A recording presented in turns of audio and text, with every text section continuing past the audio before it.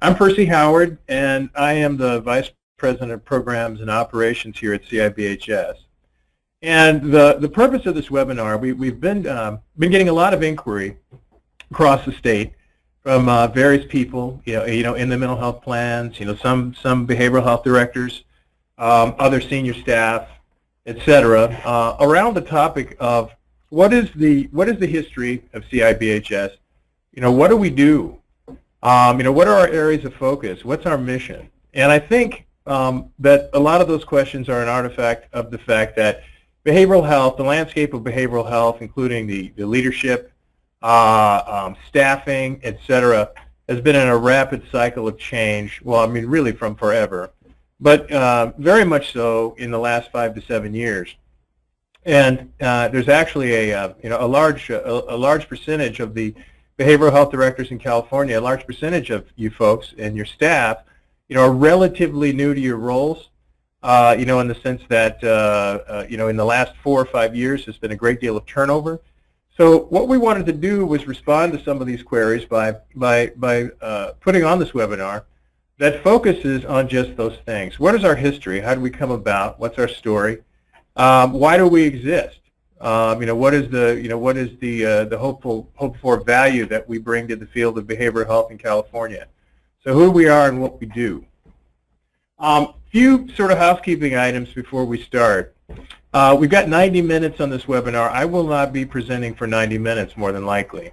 It's probably going to be closer to an hour, because we wanted to give an opportunity to be able to entertain any questions that you had about anything that's presented.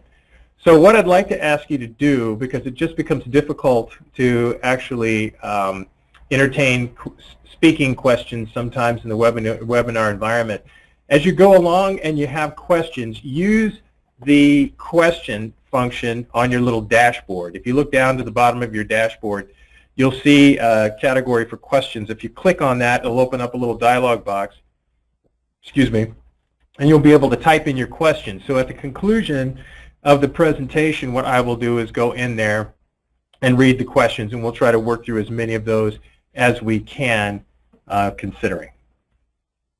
Okay, so what do we want to accomplish today? What we'd like to do is be able to present you a clear picture of the history and mission, business model, funding. You know, how are we funded, and we're kind of going to do this backwards, but also introduce you to our leadership and some of our key personnel. But we're going to do that at the end of the presentation after we sort of proceed through the history and some description of the body of work. So we'd like to do that, and the you know, ostensible goal is that we'll set the stage for you folks having a better understanding of the areas in which we can be an effective collaborative partner to be able to realize system outcomes, to be able to facilitate supporting you to serve the people that you serve more effectively, you know, based upon a better knowledge of how that collaboration might work.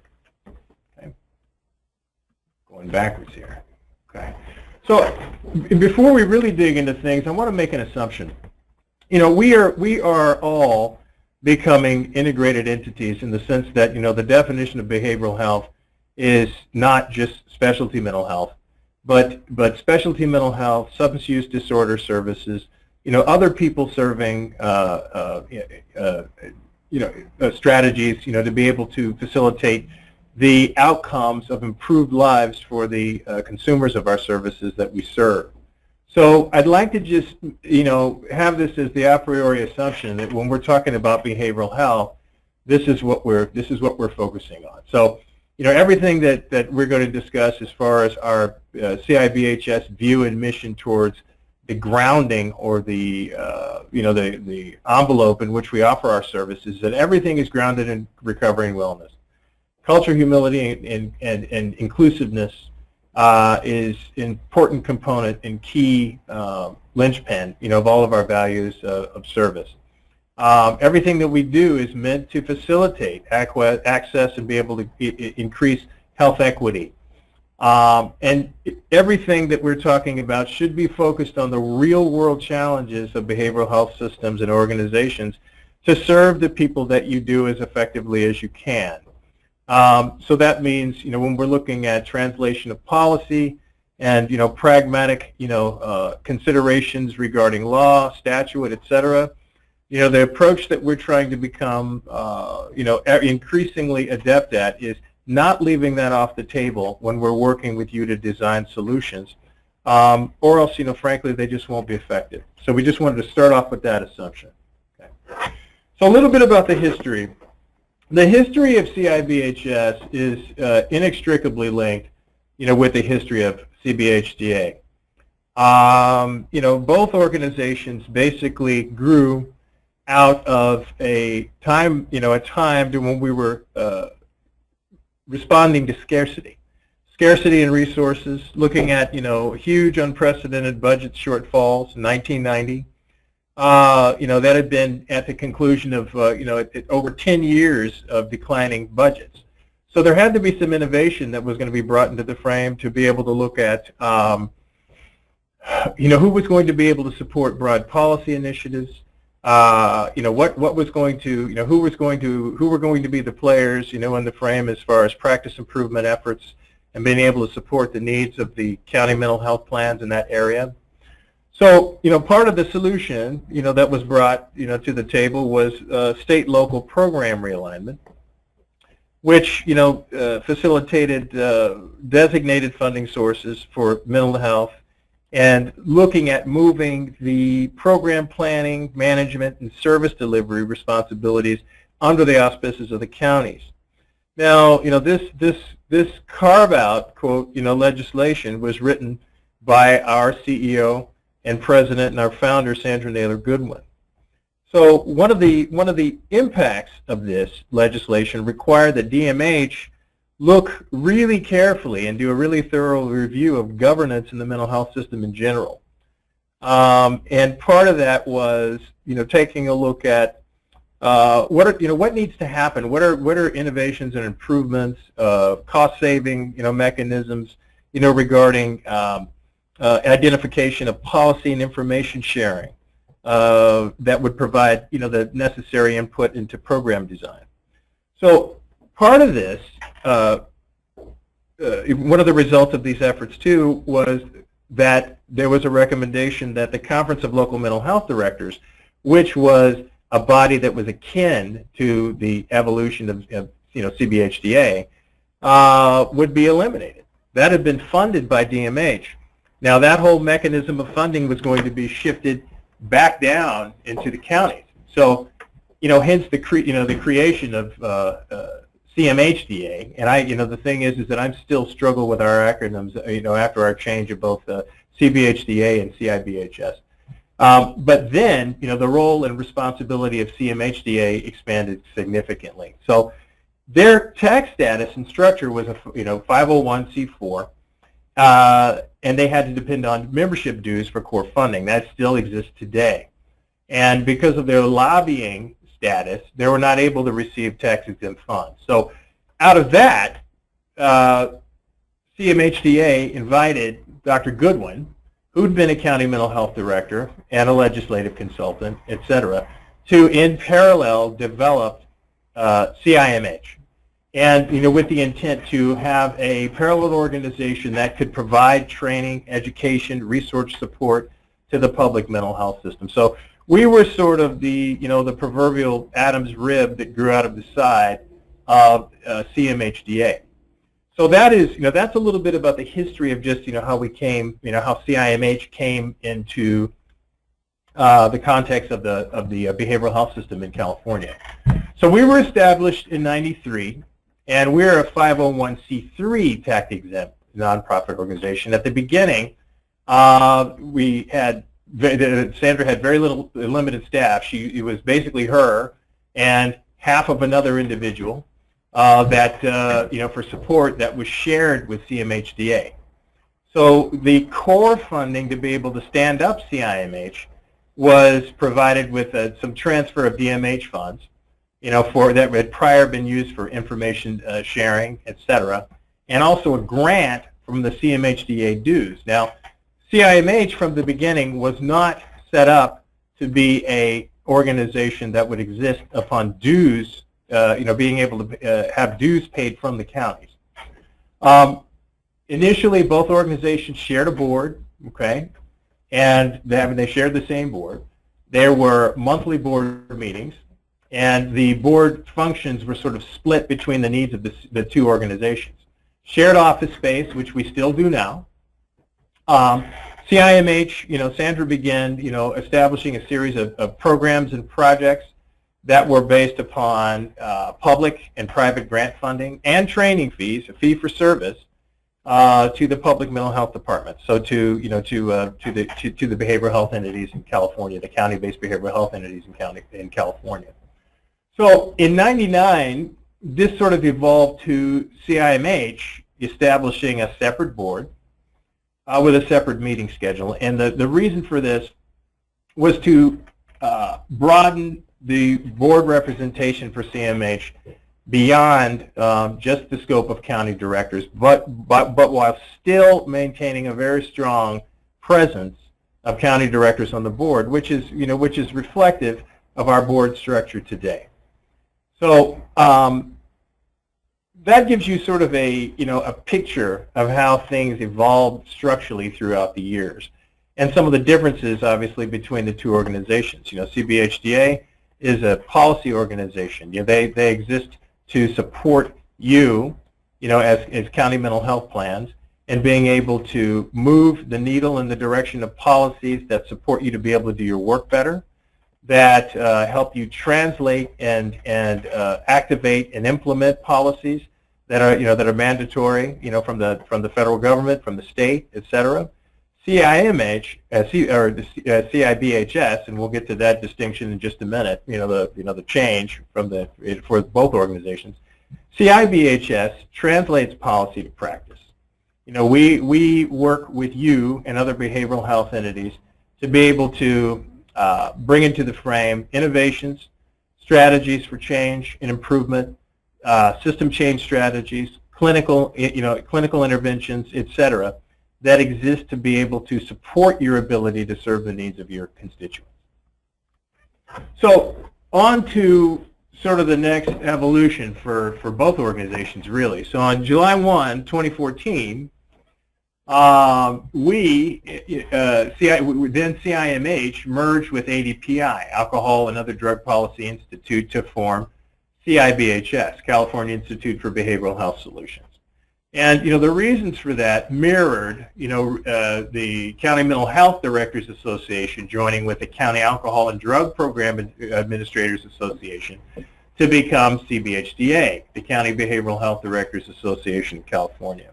Now, both of those moves were not just, they were eminently practical in the sense that the field has been moving towards integrated behavioral health functions, for the last, over the last decade. And this was a way to be able, these mergers actualized and sort of memorialized and made concrete the fact that the policy and practice improvement strategies that we were going to be initiating and implementing in California were reflective of this reality. We don't carve up people.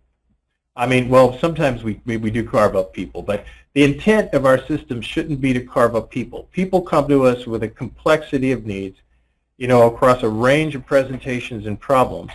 And we want to have our organizational structures reflect the best possible thinking and preparation, staffing, et cetera, to be able to meet those needs without people having to go to several places to be able to do this.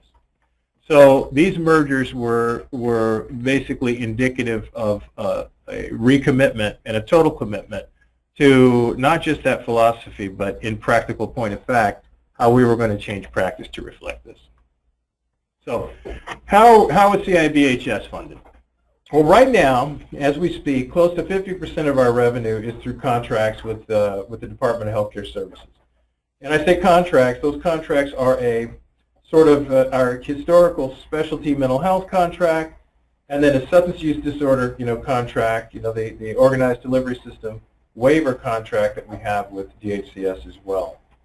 So much of this work, that is falls under the auspices of the contract and that we do with DHCS is intended to, support large policy initiatives which would benefit the state in total, based upon, more uniform needs to translate policy to practice, that should be, uniform across counties, in California. Approximately about 39% of our revenue is for fee-for-service work done, done for folks like yourselves from county mental health plans and CBOs. And this work has a tendency to be either much more specific to the individual needs of an organization that they contract with us to be a consultant to support, or to be able to support small collaboratives or pods of organizations around a similar set of needs. So those are some of just the functional differences between how that revenue is actually used. So another 11% of our revenue, the final 11%, is from grants, foundations, and other sources that gets leveraged in a variety of contexts. Sometimes some of that funding and the focus of the work going back into the two areas that I've just described previously. Okay. So what's our vision? So we have a mission to improve the ability of behavioral health, especially mental health and substance use disorder, and other people-serving systems and organizations to more capably meet the needs of those they serve. So we are not a direct service entity. In point of fact, we really are a behavioral health consultancy in the sense that, we have internal expertise to be able to impact system design and reorganization work, as well as clinical practice improvement and implementation work. But we also deploy and have relationships with a breadth of subcontractors who, subcontract with us to be able to work on these solutions, for entities such as yourselves. Sorry there, I think I skipped one. There we go. So just a minute to talk about the core needs of folks that are served by our systems. And we can think, I think, in terms of these needs really being outcomes, too. This is what we're all dealing with every day in California when it comes to working with populations who are served with by behavioral health systems. Safe and affordable housing, economic stability, social connectedness, safety and security, access to transportation, social roles that create positive identity. So you can see the sort of recovery theme that runs throughout the needs of folks served by systems. The substance use disorder and mental health conditions that they suffer from are obstacles for them to be able to be in a position to receive, to realize these outcomes. And these are sort of the pain points and the burdens that our systems have to bear, to be able to effectively serve folks. So, and this is, what are the needs of behavioral health systems? This is what we hear from you folks all the time, and that we are feverishly working to improve our ability to shore up support for you on. So strategies to do more with less. We're in a situation, again, we sort of ebb and flow, and we're very lucky in California, that we have, Mental Health Services Act dollars, to be able to augment what we're able to do and to be able to facilitate some innovations. But we're entering a mystery period right now to where we don't know how much the less might be. So we have to be able to work smarter. How do we provide a high quality of care with the specter of potentially reduced Medicaid dollars on the table? How do we tell the story? How do we tell the story of improvement, across California regarding the impact of the services, system improvements, et cetera, that we have put in place? And they have not been, unsubstantial. They've been, fairly massive, over the last, decade. How do we tell the story, about these improvements and their impact and their effect? And not only that, how do we tell the story in such a way to where we're able to leverage understanding and learning from it so that we can improve? We hear that you have need for strategies, interventions, and tools to be able to at once be compliant with statutory regulation and provide efficacious, impactful service. So really, at a very, very, very basic level, how do we provide the services, how do we provide services that are once completely recoupable and effective at the same time? I think that, obviously this is a huge theme of need of our systems right now, and it is a focus of ours to be able to improve our ability to support you to do that. And then finally, and this isn't really finally because this list actually could be about 15 more things, but this is what we've included here to just sort of encapsulate these needs succinctly. So a workforce that's really prepared for the future. And when we look at all the data, the research data that's coming out, we're looking at not an expanding workforce, we're looking at a shrinking workforce, and we're looking at having to be much more competitive and creative in being able to attract people into the field. Healthcare in general, but into behavioral health, we need to be able to describe what the function is and to understand what the functions are for folks that are going to be working in integrated service environments for the future. We need to be able to look at strategies to increase the effectiveness of folks who are working in case management functions, and to be able to do more outreach into communities to attract those folks. Pipeline programs out of junior colleges, those sorts of things, and we're becoming increasingly involved with you to create those opportunities to prepare our workforce. So just a little bit about some distinct areas of expertise for CIBHS, currently and historically.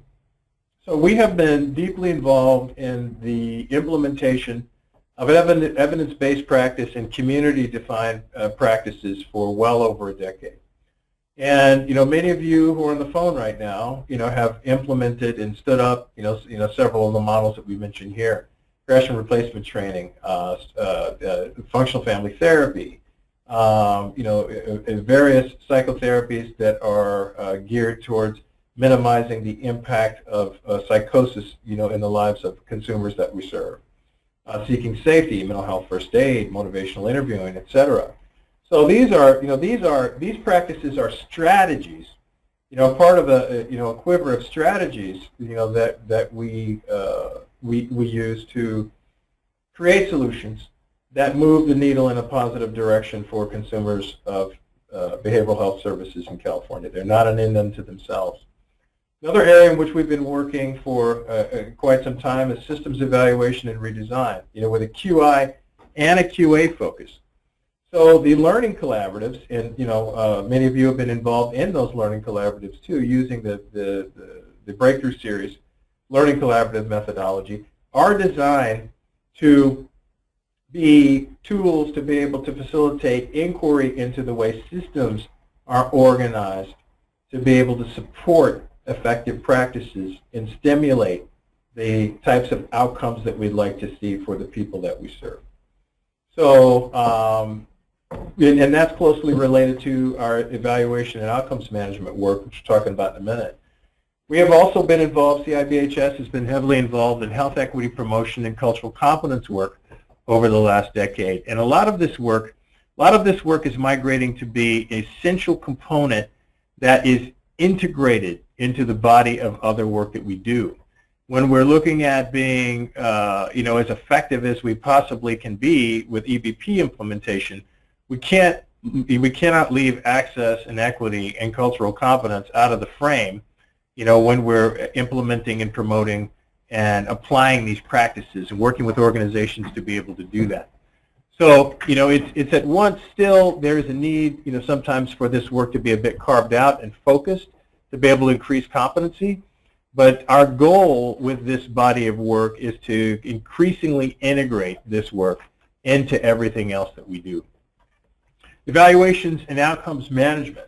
So not only just the straight evaluation of effectiveness of evidence-based practices or other things that we do, but also looking at innovations. One of the things that we have brought to the table now, we've been working on it for about 3 years, is the implementation of EBHS, which is basically, electronic behavioral health services is the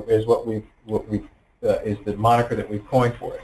Now, EBHS is a web-based evaluation platform that is not only capable of facilitating outcome and evaluation across a range of metrics to measure the effectiveness of discrete practices, but also to be able to function as a tool for clinical decision-making for clinicians on the ground, so that you're able to use this in a QI manner in real time, be able to measure the impact of services over time, look at how, like a range of information from, clinical instruments that have been administered, the movement of Moore scores, the feedback that you get from, assessment instruments like the CANS and ANZA and things like that. Look at those things in totality to be able to inform the clinical decision-making process so that you have more functional data at your hands to move forward with. And to be able to do this in a way that's transparent with your clients, so that they have access to this data too and can understand sort of the story of wellness and recovery and improvement better.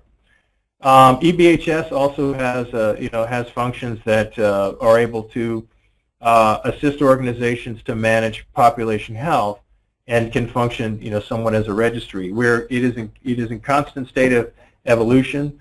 It's been a heavy lift to sort of stand it up. We're now working with 3 counties that are implementing EBHS as a essential, evaluation tool within their systems. Workforce development and preparation. Talked a little bit about what we are doing, just as far as pipeline support and other projects of that nature. Curriculum design, working with universities in California to impact the quality and the focus and the content of curricula for graduate level students. CIBHS has been heavily involved in the regional partnership work, over the years since the regional partnerships have existed. Another area that we are working in and we've been getting increasing inquiry around is crisis intervention training. So, justice and behavioral health system integrated CIT improvement strategies.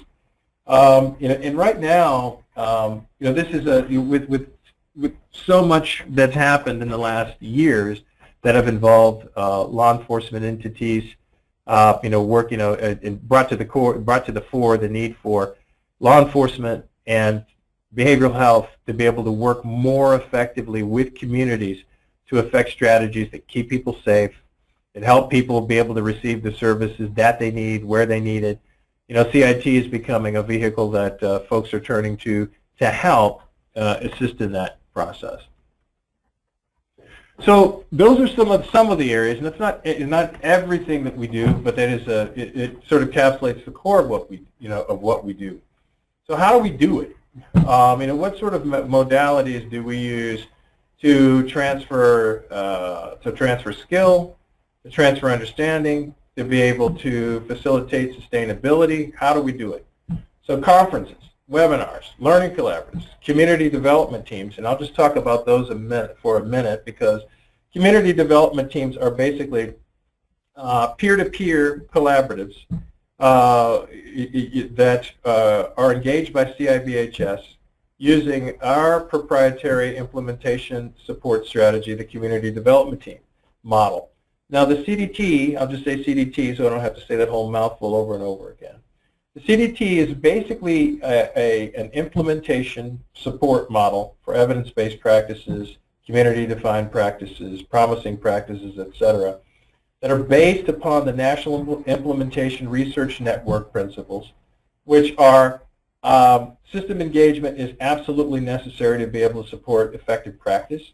It's very difficult to support practice if you just focus on one area of your system, i.e. we're going to train all the supervisors to do a certain thing, but we don't work with executive managers, middle managers, upper managers, line staff, etc., to all be pulling in the same direction to support the effectiveness of that practice. And make a long story short, being able to have a peer-to-peer learning apparatus within these collaboratives so that systems can be enhanced, improvements can be facilitated that everybody can benefit from. Even folks outside your system that you can learn from each other. So community development teams, expert panels. So expert panels we often convene in the context of the learning collaboratives, but also outside the context of the learning collaboratives at times, just to focus on best practice. For instance, maybe there's a policy initiative, community continuum of care reform, something of that nature. Pulling together an expert panel, from folks maybe even not just in California, but across the nation or sometimes outside the country, to be able to inform and articulate practices that have worked, to be able to move the needle around similar problems in other contexts, to be able to put that wisdom on the table so the right questions can be asked, and planning can begin around what the best approach is to facilitate quality changes in that area here in California. So targeted skill development and training. Sometimes, it is a simple matter of, us working with an entity to target concrete skills in a specific area, and implementation becomes a little less important because it may be, reiterative, sort of tasks or, function that we're working on. And then technology development and deployment. So, this slide here, this inverted hierarchy is just to sort of put a punctuation mark on what I was talking before about the fact that part of our philosophy at CIBHS around supporting change and improvement is that we have to look at the entire system and the set of system supports that are in place to be able to facilitate sustainability.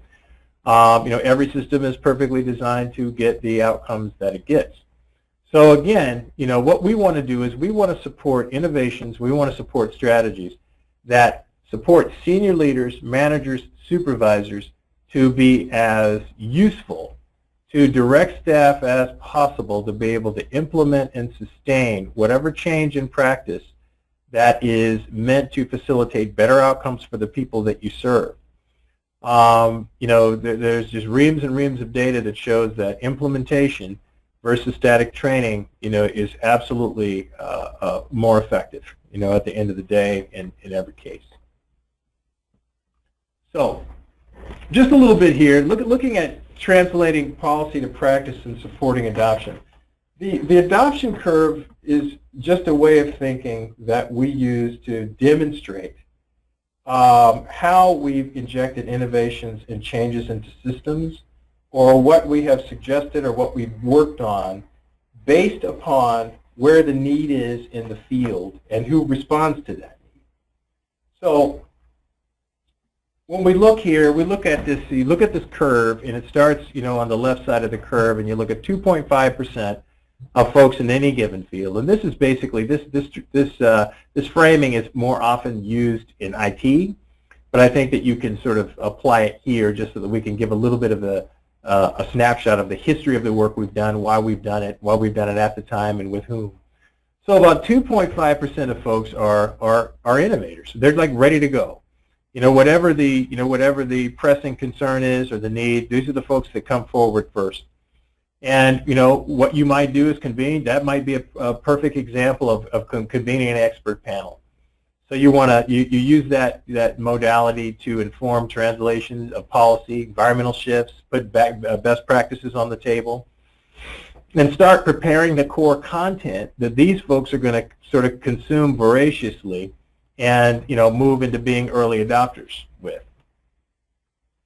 So some projects that are indicative of that. So some projects in which we've convened experts, in early stages to be able to facilitate these types of innovations. First phases of learning collaboratives, for instance. When we first start a learning collaborative, whether it's a care coordination collaborative, the advancing recovery learning collaboratives that we did, when we come into those collaboratives at the first phase, we're convening them because we're not quite sure what the strategies are to affect the changes that we need. So the innovators and the early adopters that we're working with are basically creating some of the context, the change packages, the innovations and the interventions to be able to impact the issue, to be able to facilitate better care coordination. They're working with experts to do that. folks later on, like when you move to the middle of the curve, we might use the same modality, i.e. a learning collaborative, with these early majority folks who haven't been, either innovators or early adopters, but they've come to the table because they've been watching carefully, the sort of gains, and process and improvements that have been made by the innovators and the early adopters. They come to the table, and they're able to benefit from the fact that there is a change package that has been created from earlier iterations of these learning collaboratives, for instance. So they're more organizations that are like, okay, we've got something concrete on the table that we can implement now, and they were able to benefit off of this work that's been done. But without the innovation and the early adoption, it's very difficult to create the core foundational knowledge and innovations that you need to diffuse learning throughout your system. So it's the same thing. You can extrapolate there to late majority. I don't like this term laggards at the end. Like I said, this comes out of IT. I think in behavioral health we're nicer than that. I try to figure out some way of not saying laggards. So looking at the early adopters again. So initial pilot collaboratives, community developed teams to support early adopters, advance knowledge. Some examples of that. So early phases of the EBP community development teams. When we first came into California, when we first started robust implementation of evidence-based practices utilizing grant and foundation funding, through the Kathy Wright Center, et cetera. Some of you are probably familiar with that. I won't go into great detail describing, all of those initiatives because we just don't have time to be able to do that. But basically, CIBHS was funded through a combination of some funding from the Department of Mental Health and from foundations to be able to stand up the Kathy Wright Center, whose function it was to, help promote and create children's system of care in California, but also was a lever for the dissemination and implementation of a range of evidence-based practices with broad dissemination throughout California. So, these early phases of EBP community development teams, part of these early adopters, pilot learning collaboratives, innovator presentations in conferences to be able to sort of create will, policy forum, EBP symposium, IT conference. All these convenings have the intended purpose of not just being a place that you can go and learn a few things, but to also create will and energy and impetus towards being able to look more carefully, of behavioral health entities looking more carefully at what types of strategies and innovations they need to change. So these convenings, are touch points to be able to get that information, be able to take it so that folks can take it back into their organizations and think about how they might operationalize that. Some of our modalities, their learning collaboratives, the expert panel, convenings, et cetera, are ways to be able to capture that impetus and move it towards improvements that will impact the lives of the people that we serve. Okay. So early majority, this is that expansion I was talking about.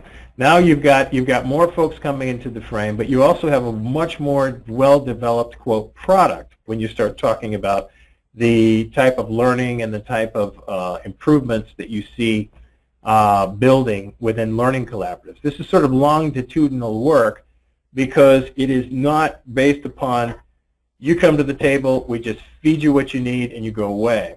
It is an iterative process. It is a process of discovery, which, the purpose of it being a process of discovery, this sort of collaborative learning, is that you are able to test your strategies for improvement over time, refine them, and then, start over, put new strategies on the table, test them, refine them, and hopefully, this will result in improvements that are lasting and that have proven benefit to the people that we serve. Okay. All right. So we get to late majority. We're talking about large-scale projects to where we have larger scale sort of implementation projects to where we have fairly wide adoption.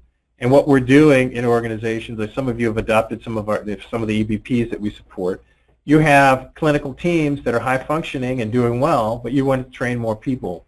We're able to utilize that internal organizational expertise along with very definitive protocols for training and implementation, to facilitate, effective improvement strategies for you. Okay. So just a little bit, about sustainability and our approach to that. One of the sort of value-driven things that we bring to our work, or that we try as hard as we can to bring to our work, is that we want to be able to have offerings, and we want to be able to engage with behavioral health providers in such a way that what they do, what they learn, and what they adopt is sustainable. So again, it sort of comes back to the view around implementation support strategies. We want to be able to leave behind expertise that you can leverage and reuse within your organizations without having to return to experts over and over and over again for that foundational expertise. So that the way that we support those organizations that do that changes over time.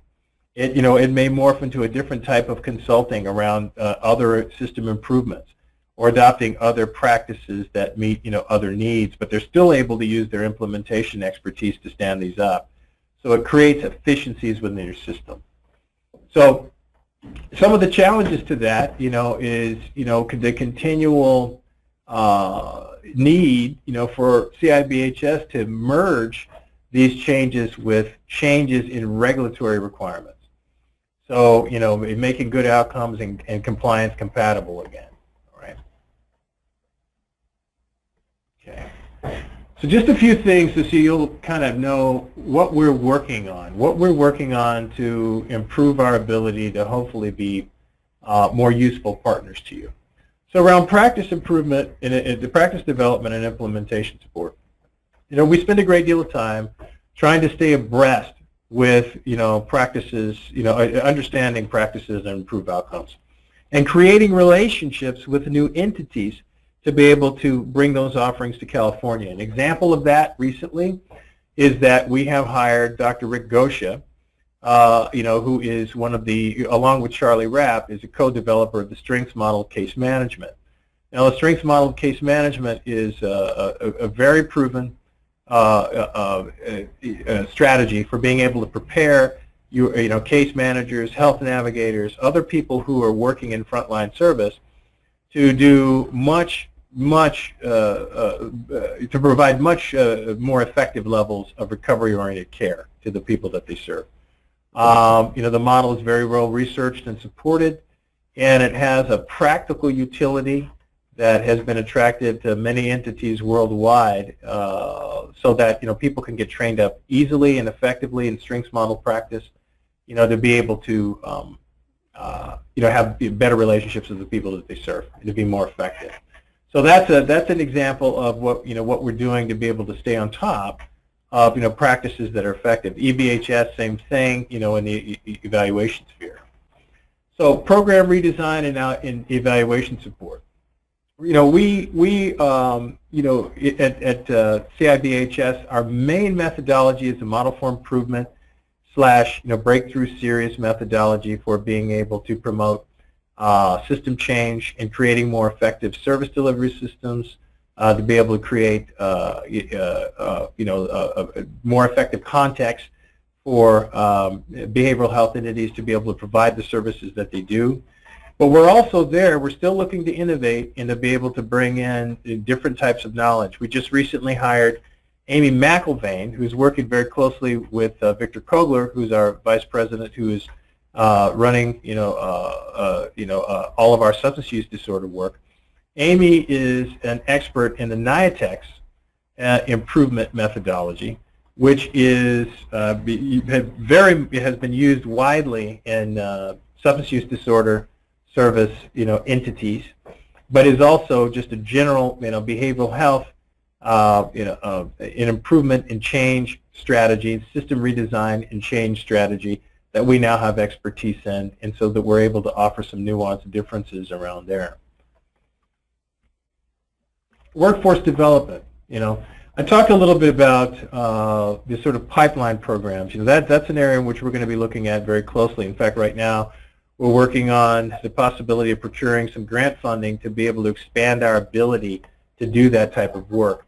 because the workforce development issues are going to be significant, in the future, and we want to be able to reach out to folks who are in community colleges, in high school, in vocational environments, et cetera, to be able to potentially train them to be able to take on some of these roles and functions. Okay. Intelligence of key system developments. We continue to work ever more closely with CIBHDA. They're an essential partner with us to help us understand, the nuanced and the sweeping, implications of policy changes. And what our role is an entity that works to translate those policy issues, into practice improvement. We are continuing to develop, relationships with universities and other think tanks. When we hired Rick to be an associate director at CIBHS, we also were able to utilize the relationship with Rick, to start to develop a relationship with the University of Kansas, which has a fairly extensive research apparatus, and their center, for mental health innovations, has done a broad variety of behavioral health, work, internationally, and so we are, obviously want to be able to leverage that relationship as much as we can. Sort of speaking around, other key partners, in addition to CIBHDA, we work with Cal Mesa. We're starting to work with Cal Mesa, taking a look at, how we might effectively be able to support needs around no place like home. I mentioned University of Kansas, integrated behavioral health partners. Working with them, they were a significant partner with us on the CCBHC project that we did in California. That project, obviously, California was not chosen to be one of the final 8 to be able to receive the grants to stand up CCBHCs, but it was an extremely useful process in the sense that there was a lot of learning about how to, affect system design strategies for, integrated in an integrated care context. So there was a lot of learning there, and there was a lot of opportunity for collaboration with other system partners that we will probably continue to collaborate with. I don't think I put UCLA on here, but they were a key partner with us and IBHP, Harbage Consulting, to be able to do that work, which we don't consider. Again, I would just want to put a punctuation mark on that as a failure because we didn't get selected. So that's sort of a quick run through of our history, of our mission and values, some of the work that we've done over the years, the work that we continue to do.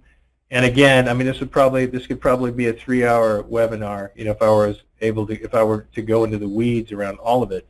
But part of the purpose here is to stimulate thinking and conversation, and to be able to provide some context for behavioral health leaders, in the county mental health plan specifically in California, so that you have a better platform by which to make decisions around what types of collaborations with us make sense, areas in which they don't, how we fit, into behavioral health practice improvement landscape in California. So with that, what I want to do is just introduce you to some people, to who we are and sort of, the areas that we work in.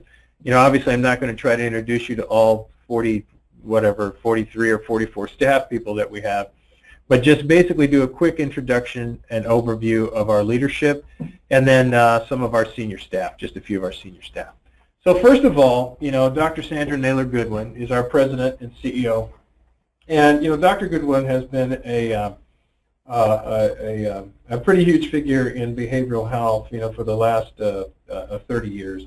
Sort of gave you the story, about her involvement in, basically writing, up the carve-out language, being involved in a range of legislative, efforts that have resulted in improvements in the behavioral health system in California.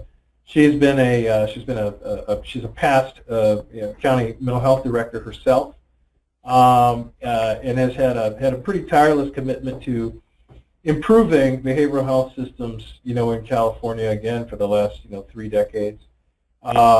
has been, seminal in infusing in CIBHS, values of wellness and recovery, cultural competence and inclusion in all of the work that we do. Just a bit about me. Again, I'm the Vice President of Programs and Operations, and my background is varied. I spent the first half of my career in social services, working as in Family Reunification Bureau in Sacramento County, as a family reunification supervisor in CPS. I have worked in medical environments. I was a program coordinator and psychotherapist with Catholic Healthcare West. I was a clinical director and at Stanford Youth Solutions in Sacramento. I've had a private practice for several years. The bulk of my work has been in doing gap analysis and system evaluation work and recovery-oriented practice and training, especially in standing up and training and doing implementation support around our transformational care planning model at CIBHS. Victor Kobler is our vice president. Victor has worked in substance use disorder field since '71. He's a former alcohol and drug program administrator for Santa Barbara County. Victor has been key and in effecting, a lot of change strategies around, effective delivery of substance use disorder services and practices. He is leading our efforts, to support the organized delivery system work in California, and is continuing the good work that he did when he was the CEO of ADPI, while he's at CIBHS. I spoke a little bit about Dr. Rick Goshen. Rick is one of our associate directors, and he's the newest member of our executive management team. He's still living in Lawrence, Kansas, but he will be moving to Sacramento at the end of the fiscal year, so sometime in June or July. As I said before, he was a director for the University of Kansas Center for Mental Health Research and Innovation. He's the author with Charles Rapp of the Strengths Model, Recovery-Oriented Approach to Mental Health Services. The third edition, I think it just came out of that book. Rick has also been sort of a tireless advocate for recovery-oriented services, and being able to facilitate ways of interacting with people that are centered on the needs of people. And he also, in addition to this, Rick has an extensive background in evidence-based practices implementation, and he's bringing that expertise to CIBHS and working with our staff who are working with those areas to improve our ability to effectively support EBPs and community-defined practice. Dr. Wilbert Mariscal is an associate director at CIBHS. Most of Will's work has focused on cultural competence and health equity. He has a background of being a social anthropologist, and that is an actually very valuable framing to have while we continue to refine our efforts to do this work. Will has also been, over the last 3 years, working in the quality improvement and system redesign area, and has run a few breakthrough series learning collaboratives. In fact, he's got one right now that's running. It's the Care Coordination Learning Collaborative. He's been working closely with folks like Jerry Langley, for Partners in Process Improvement and IHI, and Will continues to increase his ability to effectively lead that work. Karen Koch has been an associate director with us for the last couple of years. She also worked as a CIBHS employee. She was a senior associate some years ago, and then left CIBHS, back into private industry, basically doing a lot of QI-oriented work, in the health field. Karen is our improvement advisor level expert as far as all of our quality improvement and system redesign work that we do here at CIBHS. Kim Mayer has been with CIBHS for about 8 or 9 years. Kim is an associate director here at CIBHS, and she leads the workforce development work at CIBHS. Has been very key, person in working with the regional partnerships, being able to, sort of stand up, a lot of the processes that, take place within the regional partnerships as far as workforce development is concerned. She is on the advisory board of the Community College Statewide Health Workforce Initiative, on the OSHPED Workforce Education and Training Advisory Committee, and just brings a sort of keen eye towards analysis for workforce needs in California to the table for us. Some of our senior staff who work in some of the areas that I articulated earlier. Pam Hawkins has been with CIBHS, I think, for about 12 or 13 years. And Pam was very much involved in the initial efforts to stand up and implement a range of EVPs in California, through the Kathy Wright Center. She worked very closely with Todd Sosna and Linda Marcinich in that work, and she continues, to do that. Right now she's very involved in working on another iteration of our community development team process with some of our other staff to be able to bring some innovation and refinements to that. Connie Gustafson has been working, the area of cultural competency development and health equity for the last 7 years at CIBHS.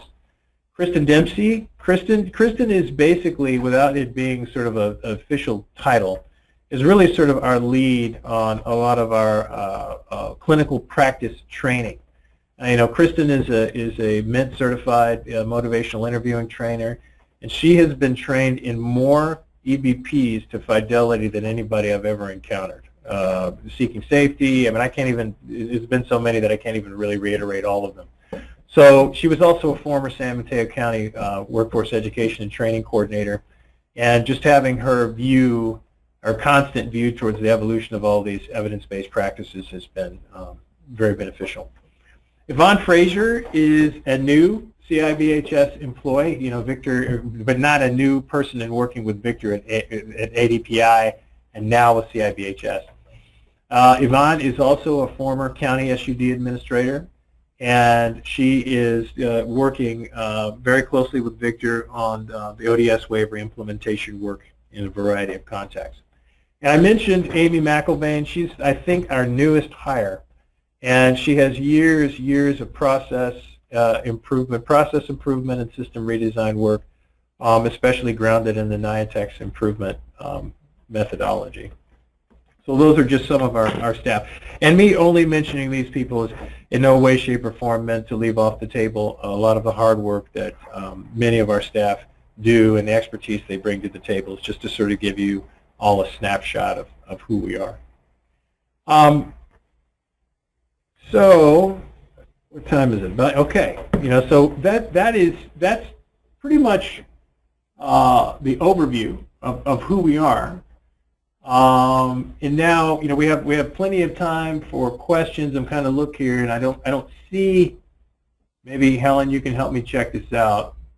Are there questions on here? Because I'm having a hard time seeing the little. Not yet. Let's give folks a couple minutes to type up their questions. Sure. Yeah.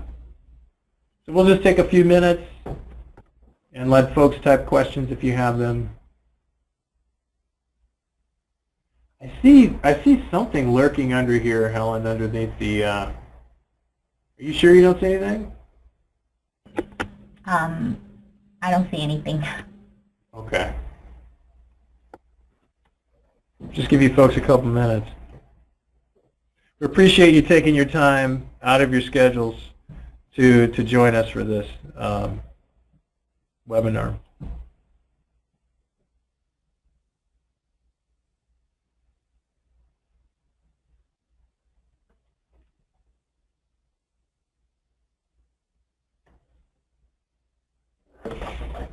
Well, we'll give folks about 3 minutes, And then after that, we will just say again, I'll say thank you very much, for attending this webinar, and I'm looking forward to talking with many of you in the near future.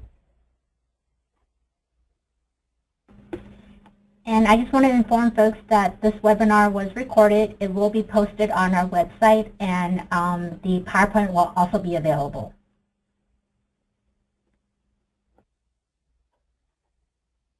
Yeah, I see a few things popping up here, but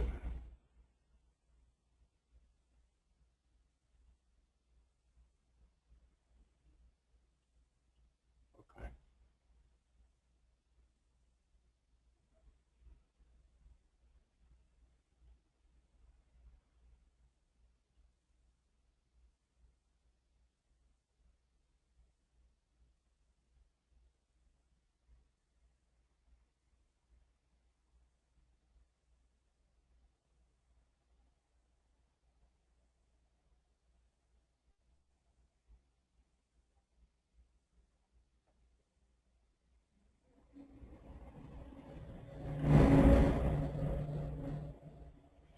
I do have one thing I wanted to respond to real quickly. Just talking about the sort of engagement and interplay between CIBHS and CBHDA.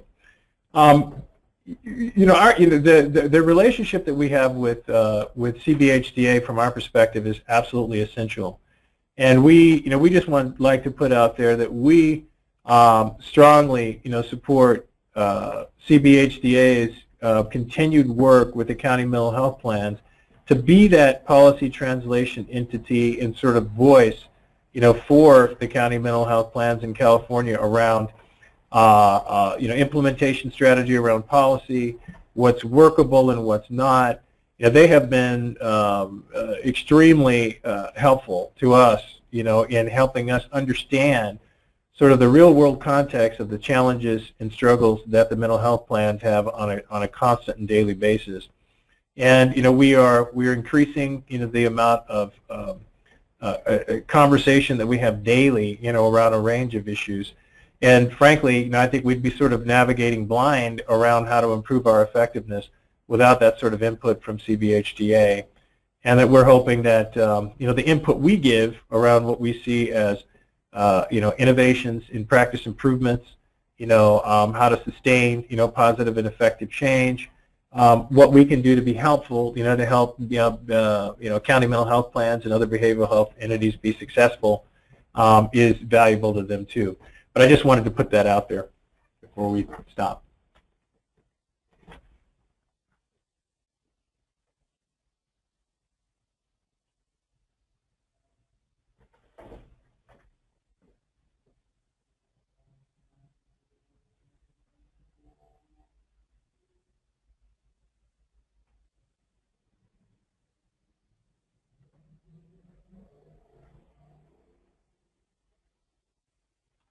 I'm trying to see, is there another question out there? Ellen, I have a hard time seeing the question, so if there's something popping up, maybe you can tell me. No other questions so far. Okay. I've got like a weird bar across my screen.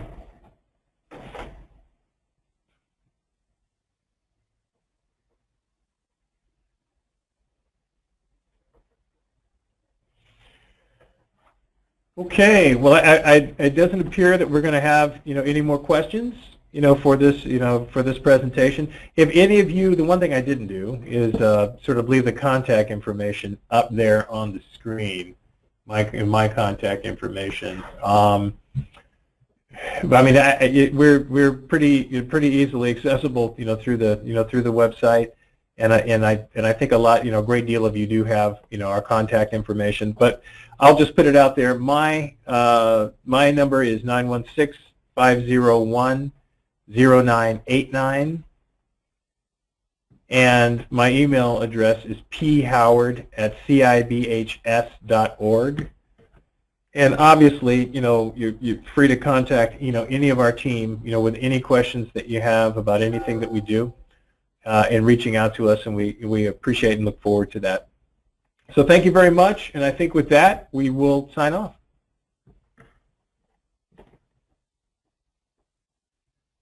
Ellen, are you able to end it?